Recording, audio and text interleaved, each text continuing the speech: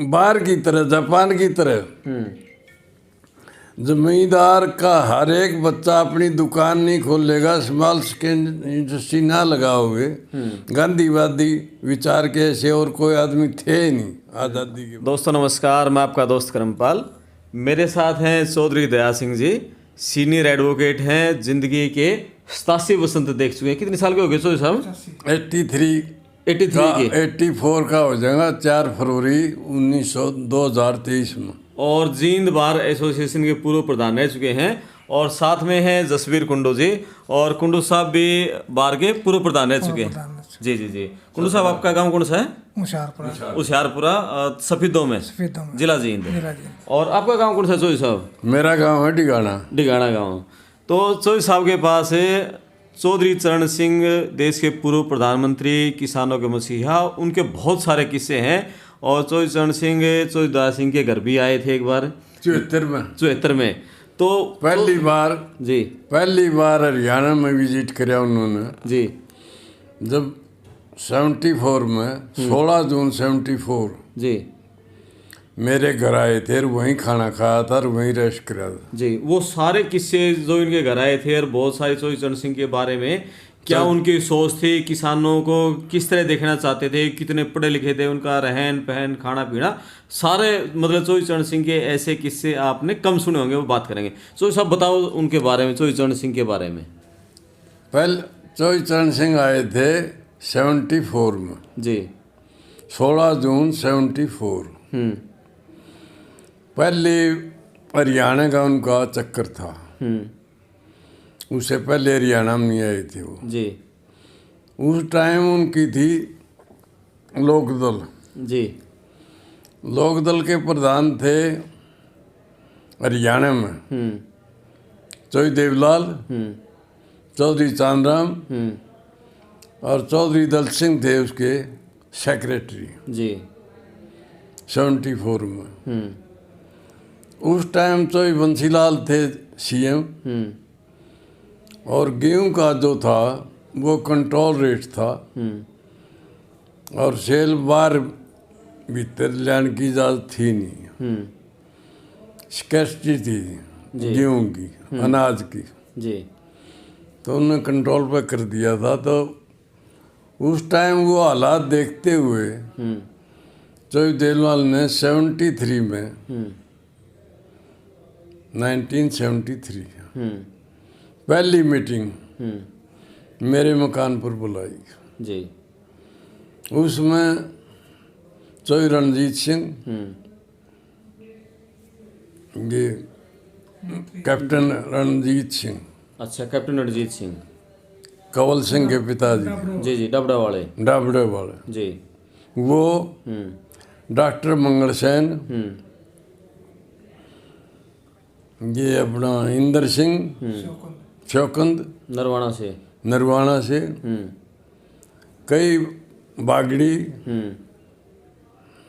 बागड़ी ये था जो मनीराम बागड़ी, ये पोजीशन के तकरीबन लीडर मेरे घर पे इनने मीटिंग बुला ली। जींद में मेरी कोठी पे 70 में मैं रहने लग गया था। 73 में पहली मीटिंग उनने वहाँ बुला ली मेरी कोठी पे जी। भाई किसान संघर्ष समिति बनाई एक, क्योंकि किसान के साथ जब जाती हो रही थी उस टाइम उन्होंने किसान संघर्ष समिति बनाई, और उसके प्रधान बन गए खुद। कौन? चौधरी देवलाल जी। और सेक्रेटरी बना दिया डॉक्टर मंगल सेन जी। तो वो मीटिंग बुलाने के बाद वो उन्होंने जब बुलाई, जब 72 में 2 इलेक्शन हार लिए थे चौधरी देवलाल जी, बंसीलाल के खिलाफ और भजनलाल के खिलाफ।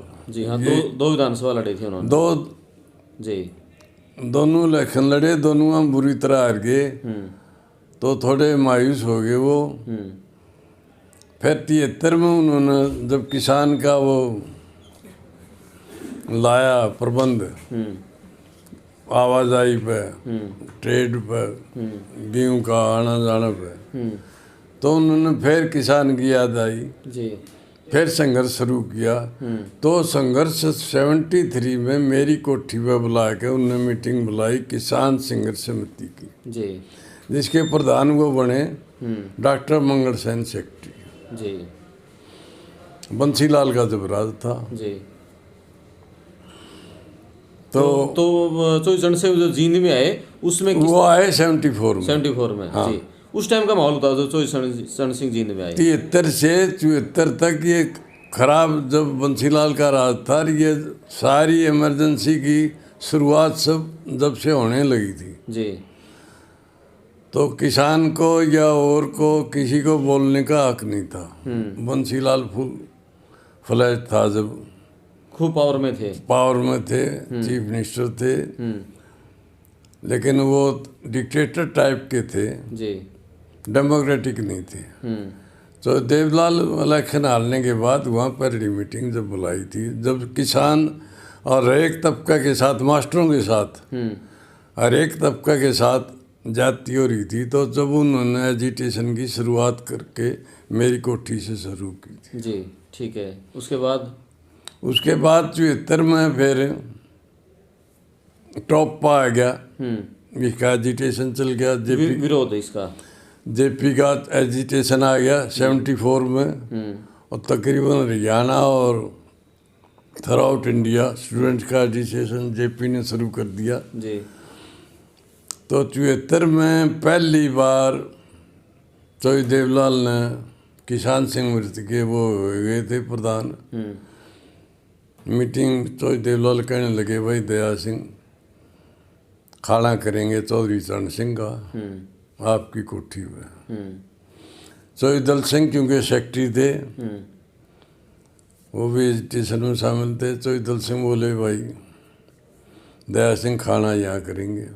पुरानी कचहरिया में पुराना तख्त होया करता, उस पर चौधरी देवलाल आके बैठेगी बराबर, बोला खाना दया सिंह तू कराया, मैं कर दूंगा जी, कोई बात नहीं। दल सिंह भी बोला खाना दया सिंह तू करा, मैं कर दूंगा।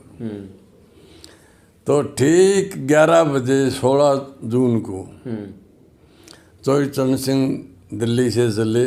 रास्ते में बहुत बड़ा स्वागत हुआ उनका हर जगह पर, इसलिए 11 बज गए, लेट हो गए। 16 जून 1974 16 जून जी। गर्मी खूब, हद गर्मी की। और एजिटेशन किसानों का भी चल रहा, टीचर का भी चल रहा, हर जगह से जेपी का आंदोलन चल रहा, हर जगह से खिलाफत हो रही थी प्रेजेंट एडमिनिस्ट्रेशन की, चौधरी बंसीलाल की इंदिरा की। उस टाइम चौधरी चरण सिंह आए 11 बजे। रसभाई के ऊपर ये रोहतक रोड थी, वहाँ चौधरी देवलाल, चौधरी चांदराम, मैं, चौधरी वीरेंद्र सिंह मेरे रिश्तेदार होते थे जी, नादंद वाले, टेकराम, ये सब खड़े थे। भाई खाना खुआ कर फिर जींद में इनका स्वागत करेंगे जी। उस टाइम था चौधरी चरण सिंह का 73वां या 74वां जन्मदिन जी। तो वहाँ से मैं उनको कहने लगा, उनके अनुसार जो मेरे जिम्मे लाई थी, खाना खाओ। माँ चलो जी खाना खाओ। फिर चौधरी चांदराम और चौधरी देवलाल बोले खाना तैयार है, चलो आप। चौधरी दल सिंह बोले नहीं, लेट हो गए, चलो। वो उसको ले गए चौधरी चरण सिंह को। उनका जुलूस पुराना बस स्टैंड से लेके जी सिटी ग्राउंड तक 1 बज गया। अच्छा, मतलब 2 किलोमीटर का फासला था। देख लो आप, बस स्टैंड पर गए हाँ। और बस स्टैंड से सारा बाजार के बीचों बीच सिटी ग्राउंड में आए जी। ट्रैक्टरों का जुलूस चौधरी चरण सिंह का। जी। जी।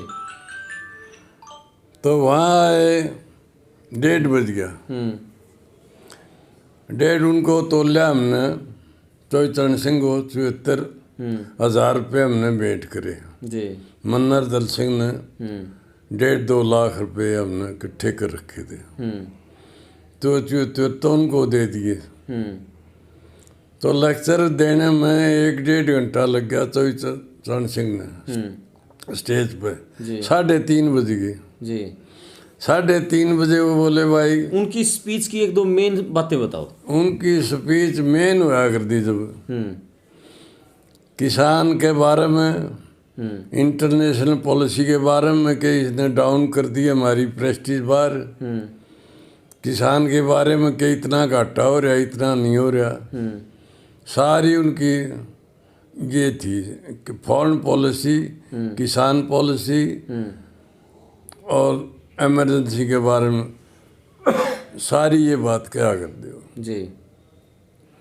उनकी मेन ये थी कि भाई जब तक आप बाहर की तरह, जापान की तरह जमींदार का हर एक बच्चा अपनी दुकान नहीं खोलेगा, स्मॉल स्केल इंडस्ट्री ना लगाओगे, गांधीवादी विचार के ऐसे और कोई आदमी थे ही नहीं आज़ादी के बाद जी। जो चोई देवलाल और चरण सिंह थे। तो उनकी ये सोच थी कि भाई छोटी फैक्ट्री लगाओ, छोटी दुकान खोलो, नौकरी में कुछ नहीं रखा, और बेरोजगारी को दूर करने का सबसे बड़ा साधन स्मॉल स्केल इंडस्ट्री लगाओ। ये किसानों को प्रोत्साहित करते थे चोई चरण सिंह इस तरह। जी। लेकिन किसानों ने उनकी बातों को नहीं मानी, हुए तो खेती के पूरे नहीं निकले। किसानों ने हर बात मानी, उसका एक एक शब्द किसान के लिए बहुत मायने रखता था। तो उन जब भी ये उस टाइम 1.5-2 घंटे के बाद उनकी मीटिंग में 8 बजे तक, सुबह 4 बजे का टाइम हुआ करता, 8 बजे तक पब्लिक वेट करती थी। जी। तो हर बात मानी किसान ने। उस टाइम चोई चरण सिंह का नॉर्थ इंडिया में जो प्रभाव था, जो सीट ली इंदिरा के खिलाफ इमरजेंसी, वो चोई चरण सिंह ही थे। नहीं, मैं ये कहना चाह रहा हूँ, जैसे चोई चरण सिंह कहते थे भी छोटे स्मॉल स्केल इंडस्ट्री दुकान खोलो, लेकिन किसान तो खेती तक चिपके हो रहा है, शहर में तो आया को नहीं, दुकान तो खोली को नहीं। नहीं, दुकान खोल ली, फिर आगे चोई देवलाल जी हरियाणा में चीफ मिनिस्टर। चोई देवलाल ने स्मॉल स्केल इंडस्ट्री के लिए कहा भाई एक बैकवर्ड से, एक हरिजन, एक जमींदार, तुम एक सोसाइटी बनाओ और उसको मैं ग्रांट दूंगा और उनकी वो फैक्ट्री लगाओ आप जी, मोम की बत्ती बनाने की छोटी फैक्ट्री और कोई, ये सारी पॉलिसी उनकी स्मॉल स्केल इंडस्ट्री लगाने की थी जी। प्रोसेसिंग प्लांट लगाओ, बड़े लगाया, चौधरी देवलाल ने मंजूर भी किया था यहाँ के नाने जींद के लिए, लेकिन भजनलाल और चौटाला साहब पता नहीं कहाँ ले गए कहाँ नहीं, वो तो उनकी बात है। चलो, और उनके किससे, उनका किस तरह का रहन सहन चौधरी चरण सिंह का होया करता? चौधरी चरण सिंह का रहन सहन सुन लो। तो 3:30 बजे जब लेक्चर खत्म होया उनका, गर्मी बहुत थी, बोला भाई जींद वाले तुमने तो भूखा मार दिया, 74,000 में हमने तोल दिए, बोला तुमने तो भूखा मार दिया। मैं चौधरी देवलाल खड़े हो गए, बोले आपका तो खाना हमने तो 11 बजे से तैयार कर रखा। चौधरी देवलाल उसको चांदराम को कह के भाई तू दया सिंह को और चौधरी चरण सिंह को लेकर खाना पे इनकी कोठी पे चल, मारता हूँ।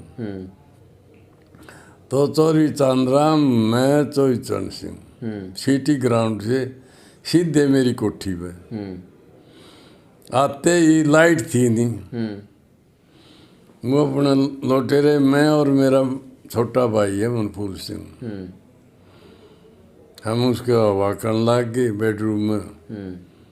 तो 1-1.5 घंटा वो लेटे रहे, सारी उस टाइम उसने बात करी, बेटे क्या करते हो आप, क्या पिताजी करते हैं, कैसे गुजारा चलता है, किसान के बारे में सारी बातें वो पूछ के जब थोड़ा ठीक ठाक हो गए, माँ चलो खाना खाओ। खाने में भाई मैं तो ये तो खाता नहीं, हलवा खीर बना रखी थी मैंने, मैं कहा नहीं ये तो अच्छा भाई, तुम कहते हो तो ये भी खा लेता हूँ। अच्छा। तो 3:30-4 बजे उन्होंने खाना खा, खीर भी खाई, हलवा भी खाया, जो खाना बना रखा था वो खाया। चौधरी देवलाल चंद्राम फिर उन खाना खा के फिर चौराम सिंह होते थे उस टाइम। चौराम सिंह की कोठी रोहतक रोड पर पड़ती थी। वो बोले भाई दया सिंह मैं चाय दूंगा, चौई साहब को कह दे। मैं फिर उनको मुखा इनको चाय पर चलो। वहाँ चौराम सिंह के आगे फिर चौराम सिंह से बोले अच्छा भाई जी कह के मन। और फिर उनने जाना था मुंडाड़ चौई टेकराम के पास। जी। वहाँ चौई वीरेंद्र, चौई टेकराम, चौई देवलाल ये चले गए। अच्छा नु तो चोई चरण सिंह के बारे में बताओ। हमें बहुत बिल्कुल सफेद पोष रहा करते, कपड़े बहुत सुंदर पहना करते वो। सुंदर नहीं, खादी खादी पहना करते हैं। बिल्कुल खादी। अच्छा। टोपी भी, कमीज भी, धोती भी और जूती बिल्कुल। तो हमें 1-1.5 घंटा जब उनके करेंगे, लाइट थी नहीं, पंखा से देसी पंखा से मेरा भाई मन कूलर में। तो जब बिल्कुल वो उनकी सिंपल ड्रेस और सारी खद्दी जी। और विदेश नीति के बड़े जानकार थे वो, और अर्थशास्त्री भी थे। अर्थशास्त्री, विदेश नीति सारी 4 बातों में बात करा करते वो। किस तरह किसान का भला हो सकता है, इंडिया की इकोनॉमी किस तरह ऊंची उठ सकती है। वो उठ सकती है स्मॉल स्केल इंडस्ट्री से। हर किसान का, दुकानदार का खेती पर डिपेंड मत रहो, इससे आमदनी नहीं होती। अपनी दुकान खोलो जी, उस पर डिपेंड करो। फॉरेन पॉलिसी के बारे में क्या अगर देखे इतना नुकसान कर दिया, हमारी डाउन हुई है पोजीशन जी इंडिया की फॉरेन विदेश में। ये थी। और कोई किस्से बताओ चोई चरण सिंह के, उनके बारे में वैसे बात बताओ आपकी यहाँ जींद की से हटके भी उनके बारे में। उनके बारे में फिर हम चले गए। चौई पन्नालाल था मेरा दोस्त, कॉमरेड। 1 तारीख को चले गए हम दिल्ली की बता दो। 84 में जी। उसी कोठी में दिल्ली में जी।